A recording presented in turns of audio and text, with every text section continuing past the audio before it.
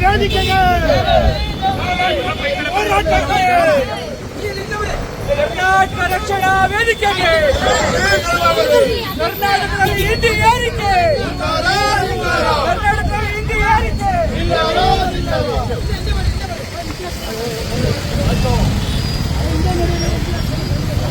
ಕರ್ನಾಟಕ ರಕ್ಷಣಾ ವೇದಿಕೆಗೆ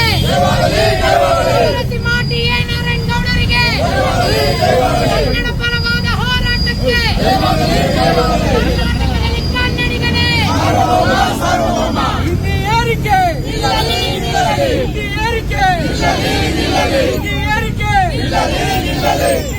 ನಿಂತರೆ ಇಲ್ಲದಿದ್ದರೆ ಹಿಂದಿ ಏರಿಕೆ ನಿಂತರೆ ಇಲ್ಲದಿದ್ದರೆ ಕರ್ನಾಟಕ ರಕ್ಷಣಾ ಹೋರಾಟಕ್ಕೆ ನಾರಾಯಣಗೌಡ ಹೋರಾಟಕ್ಕೆ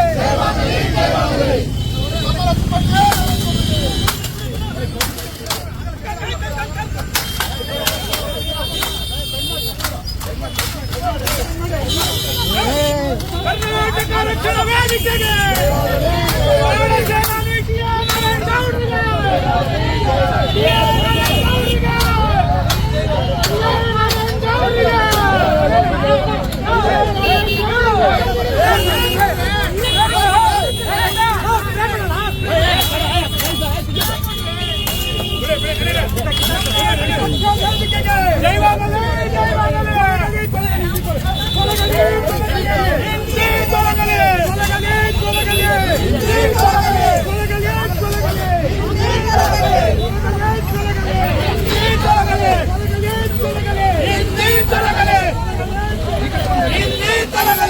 ಕರ್ನಾಟಕ ರಕ್ಷಣಾ ಹೋರಾಟಕ್ಕೆ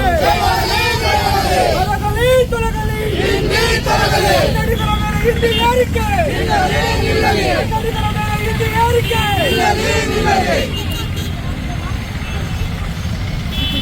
ಹಿಂದೆ ನಾವು ಮೆಟ್ರೋದಲ್ಲೂ ಕೂಡ ಇದೇ ತರ ಆದಂತ ಸಂದರ್ಭದಲ್ಲಿ ನಾವು ಹಿಂದಿಯನ್ನು ಒಪ್ಕೊಂಡಿರ್ಲಿಲ್ಲ. ಅವಾಗ ಮೆಟ್ರೋದಲ್ಲಿ ನಮ್ಮ ಹೋರಾಟದ ಪ್ರತಿಫಲ ಇವತ್ತು ಕೂಡ ಇಂಗ್ಲಿಷು ಮತ್ತು ಕನ್ನಡ ಇದೆ. ಆದ್ರೆ ಕೇಂದ್ರ ಸರ್ಕಾರದ ಕೆಲವು ಕಚೇರಿಗಳಲ್ಲಿ ಹಿಂದಿಯನ್ನ 3ನೇ ಭಾಷೆಯಾಗಿ ಹಾಕೊಂತಾರೆ. ಹಿಂದಿಯಲ್ಲಿ ಈ ರಾಷ್ಟ್ರದ ಭಾಷೆನ ಅಧಿಕೃತವಾಗಿ ರಾಷ್ಟ್ರ ಭಾಷೆ ಅಂತ ಆಗಿದೆಯಾ? ಯಾಕೆ ಹಿಂದಿಯನ್ನ ಬಳಸ್ತೀರಾ? ಉತ್ತರ ಭಾರತದ ಯಾವ್ದಾದ್ರು ರಾಜ್ಯದಲ್ಲಿ ಕನ್ನಡವನ್ನ ಬಳಸ್ತೀರಾ? ಯಾಕೆ ನಮ್ಮ ಮೇಲೆ ಹಿಂದಿಯನ್ನ ಏರಿಕೆ ಮಾಡೋದು ಬಲವಂತವಾಗಿ?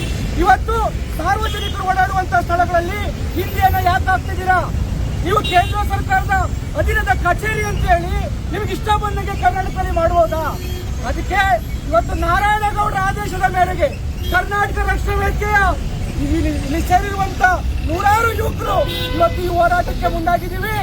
ಮತ್ತೆ ಎಲ್ಲಾದ್ರೂ ಈ ಒಂದು ಸಂಸ್ಥೆ ಭಾರತ್ ಎಲೆಕ್ಟ್ರಾನಿಕ್ ಇರಬಹುದು, ಯಾವುದೇ ಕೇಂದ್ರ ಸರ್ಕಾರದ ಸಂಸ್ಥೆಗಳಲ್ಲಿ ಹಿಂದಿ ಏರಿಕೆಯನ್ನೇನಾದ್ರೂ ಮಾಡಿಕೊಟ್ರೆ ಅಂತರ ವಿರುದ್ಧ ಕ್ರಾಂತಿಕಾರಿ ಹೋರಾಟವನ್ನ ಮಾಡಬೇಕಂತ ಎನ್ನುವ ಎಚ್ಚರಿಕೆಯನ್ನ ಕೊಡ್ತಾ ಇದ್ದೀವಿ.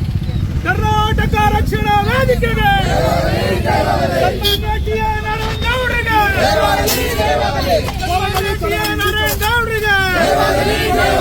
ಕರ್ನಾಟಕ ರಕ್ಷಣಾ ವೇದಿಕೆ ಹೋರಾಟಕ್ಕೆ ತೊಲಗಲಿ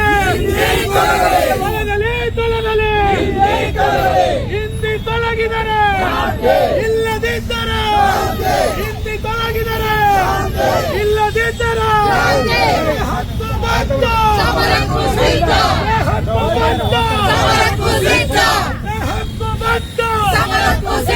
ಕರ್ನಾಟಕ ರಕ್ಷಣಾ ವೇದಿಕೆ ಹೋರಾಟಕ್ಕೆ ನಾರಾಯಣ ಗೌಡರಿಗೆ